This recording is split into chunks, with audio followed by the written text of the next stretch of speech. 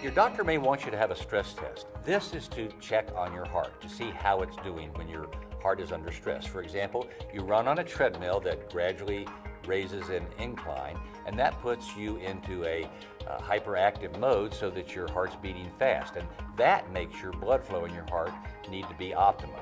Now, if your blood flow in your heart is not good, you're having blockages with plaque, then that will show up on your EKG while you're running on that upward slope and getting your pulse rate up. There are different kinds of stress tests. There's just a plain old stress test where you run and do the EKG. That's very good, especially for younger people.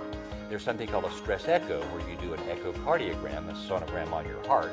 That's more accurate and usually used for older individuals who need to get a better picture.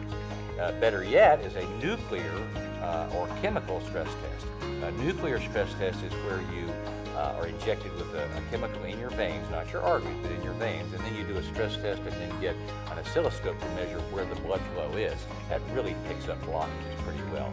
And the chemical stress test is where you get a chemical injected that makes your heart act like it's stressed out and running, even though you don't have to run. This is for those people that have injuries or can't run on an upward incline on a stress test machine.